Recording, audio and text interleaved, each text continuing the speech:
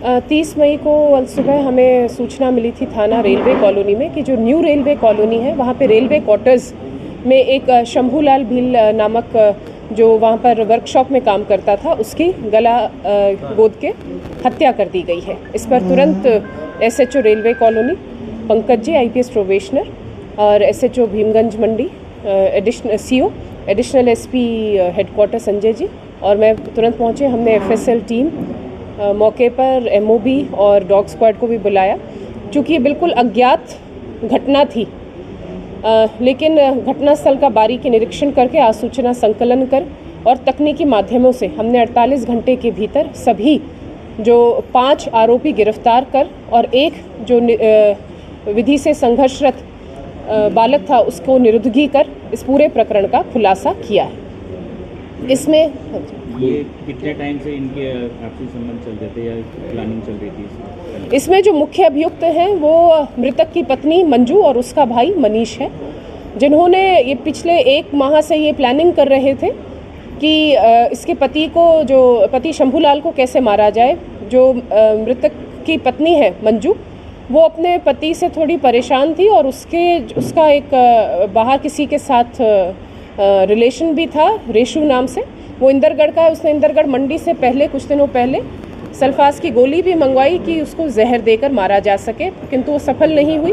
फिर जो मनीष है, मनीष ने डीसीएम के जो लड़के हैं मोनू से संपर्क किया। मोनू और फरदीन का पहले भी आपराधिक रिकॉर्ड है और उसके बाद एक और जो नाबालिग बालक, इन 3 से संपर्क करके उनको सुपारी दी अपने जीजा को मारने के लिए।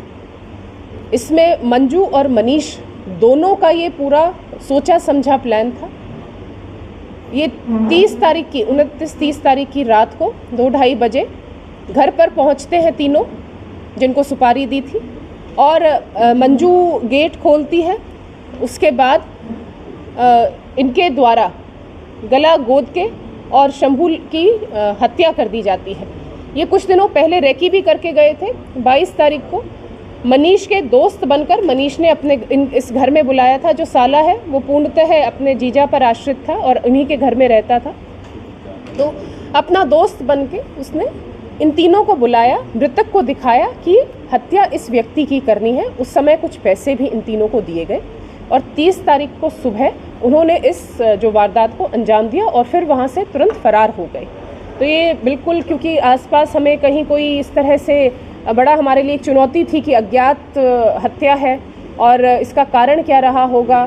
तो ये पूरी हमने 48 घंटे के भीतर हमारी जो टीम है जिसमें डीएसटी टीम, साइबर टीम और जो थाने की टीम, उन्होंने अपना 48 घंटे तक मेहनत करके इसमें सफलता पाई। वो बधाई के पात्र हैं। और साथ ही साथ जो इसका मोटिव रहा वो मंजू और मनीष चाहते थे कि इसकी हत्या करके और अनुकंपा नियुक्ति मंजू को मिले। जो पैसे मिलते हैं उससे ये कुछ और शुरू करें और जो लोन अभी इन्होंने 8 लाख का कुछ दिनों पहले लिया था वो लोन भी माफ़ हो जाए। मैम ये आरोपी अपराधी की जो सहयोगी आरोपी कितने पैसे लगे सुपारी दी गई? 5 लाख की सुपारी की बात हुई थी। पहले लगभग 7,000 पहले जब रेकी के दौरान दिए गए थे और वारदात के बाद पूरे जब इनको पैसे मिल जाते अपने विभाग से, रेलवे विभाग से, फिर उसके बाद इनको 5 लाख रुपए देने की बात थी। पुलिस को 8 लाख के लगभग। पुलिस को सूचना किसने दी? जिसकी पत्नी ने दी थी या किसने? जो बेटा, क्योंकि बेटा साथ में सो रहा था तो बेटे ने पड़ोसियों को बताया। जो बड़ा बेटा है, पड़ोसियों ने पुलिस को सूचना दी तुरंत। तो माँ वहीं थी उस समय? हाँ बिल्कुल, पूरा परिवार वहीं एक ही कमरे में सो रहा था। ठीक है। जो आरोपी हैं उनमें से एक है 17 साल नाबालिग है और बाकी सभी बालिग हैं। ये क्रिमिनल 5, रिकॉर्ड है इनकी? एक का क्रिमिनल रिकॉर्ड है। अब एक हमारी जो आपने कहा था ना